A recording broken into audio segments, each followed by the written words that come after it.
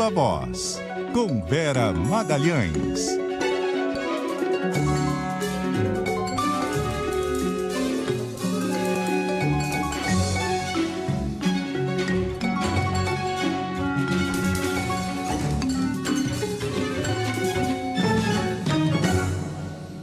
Vera.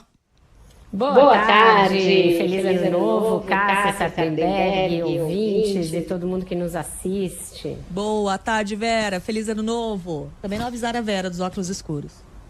Não, né? Não. Ah, era o dia dos óculos escuros? Dia dos óculos, a gente decidiu em cima da hora aqui. Carlos Alberto estava com os dele. Faltou essa comunicação no grupo. O meu tá logo ali do lado. Depois, olha aí. A gente vai conversando e eu pego. Boa. Bom, a matéria principal do Jornal o Globo de hoje é uma entrevista do ministro Fernando Haddad, em que, entre outras coisas, ele faz uma queixa direta ao PT, né? E uma queixa até que ele pega num ponto correto, né? Quer dizer, um ponto adequado, porque ele diz o seguinte: o PT fica comemorando aí, né? O governo Lula foi muito bem, a economia cresceu, mais de 100 milhões de pessoas empregadas e tal.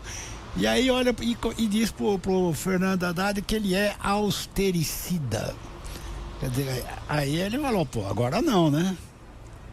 Exatamente, ele demorou um ano, né, para reagir, Sardenberg, aguentou calado muitas dessas críticas, boicotes mesmo, que o PT fez à política econômica ao longo do primeiro ano de mandato, mas aí acho que o card de Natal foi aquela cereja do panetone que faltava para ele extravasar e dizer que não pode continuar dessa maneira. Eu achei importante porque ele dá a entender que espera que o presidente arbitre esse tipo de crítica e de bombardeio que ele sofreu sistematicamente ao longo do primeiro ano. O que ele diz é isso que você bem pontuou. Como é que pode tudo ter dado certo e você celebrar e o responsável pela maneira como as coisas foram feitas ser chamado de austericida? Então, ele está cobrando que o Lula intervenha de alguma maneira para que isso não prossiga dessa maneira.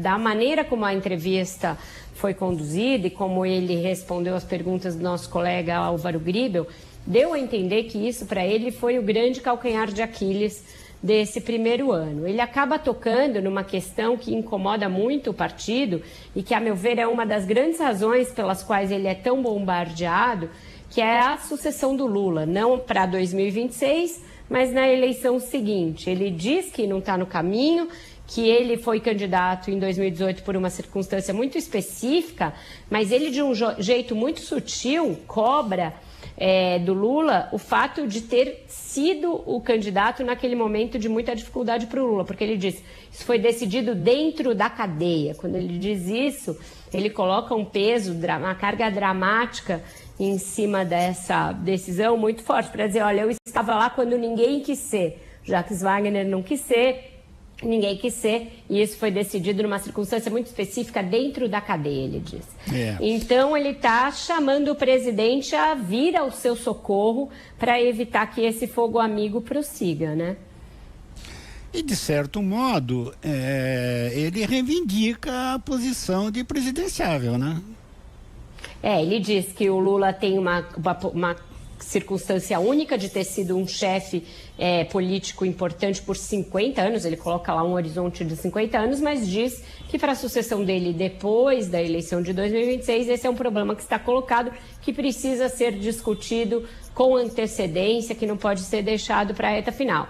Ele sutilmente diz, não estou nessa fila, mas claramente está, porque até coloca os sucessos como um trunfo a seu favor e essa circunstância de 2018 também. Me chamou a atenção ainda na entrevista o fato dele não atacar de frente um problema que está contratado aí para esses primeiros dias já do ano, que é em relação à MP que ele apresentou já quase na virada, no dia 28, propondo a reoneração gradual da folha de pagamento dos 13 setores que eram beneficiados com a desoneração, revogando a desoneração, mesmo depois do Congresso derrubar o veto do presidente a esse respeito. O Rodrigo Pacheco já deu a entender que pode devolver a MP, o que deflagraria uma crise política, né? Porque fica um jogo de empurra nessa questão. Mas ele fez ali alguns afagos ao Pacheco, alguns afagos ao Arthur Lira. Eles vão ter um encontro ali institucional de todos juntos no 8 de janeiro, quando vão marcar um ano da tentativa de golpe, com uma união, de novo vai reunir governadores, os 3 poderes, etc. Mas esta crise, mesmo com todo esse congraçamento democrático, aí essa crise está contratada, ela está no horizonte e é algo que pode contribuir para as dificuldades do Haddad para o cumprimento da meta fiscal, caso de fato essa MP seja devolvida sem nem ser analisada. É uma coisa já para agora, mas chama muita atenção, né, Vera, nessa entrevista, nas respostas do ministro, essa questão de ele estar sendo, de certa forma, celebrado por quem poderia ser oposição e sendo atacado dentro da própria legenda, né? Eu acho que essa foi a grande virada desse ano. Eu até escrevi uma coluna a esse respeito. Ele começou como tendo contra si a grande desconfiança dos agentes econômicos, do mercado, do empresariado, e terminou mais ou menos celebrado por esses setores, diminuiu muito a rejeição a ele nesses setores, mas atacadíssimo pelo próprio PT. Eu acho que uma das razões que explicam é sim a sucessão do Lula, isso sempre está no horizonte. E outra é que a gente sabe que o PT tem esse olho posto no gasto. Ele fala até sobre isso, né? O repórter pergunta, e a questão do gasto que não é enfrentado? Ele diz que ele meio joga para Simone Tebet, diz isso com o Ministério do Planejamento, mas diz que o gasto vai crescer só até 1,7% esse ano e que isso é menos do que nos anos anteriores. Então também se defende quanto a essa questão. Ele deixa também claro que não está tudo às mil maravilhas com a Casa Civil, diz ali que teve algumas divergências de posicionamento, mas tenta amenizar a crise com o ministro Rui Costa e centrar fogo na direção do PT mesmo.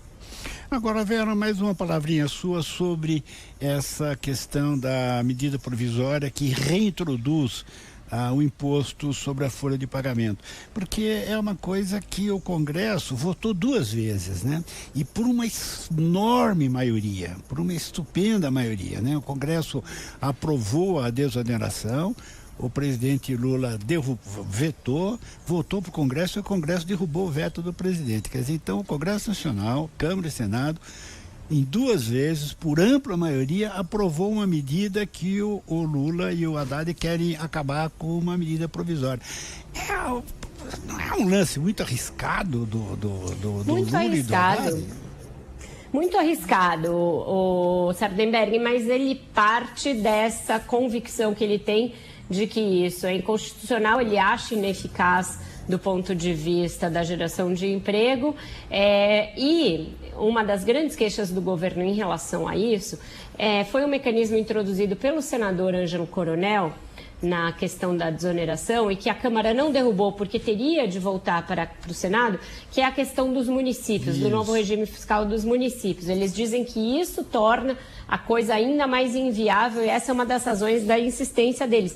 Mas eu acho que é uma insistência arriscada, concordo com você, porque foi, de novo, feita na 1ª hora, assim como o veto também não foi explicado, não foi negociado, e eles correm o risco de ter ali a MP devolvida pelo fato do presidente do Senado dizer que o Congresso já se manifestou a esse respeito, justamente.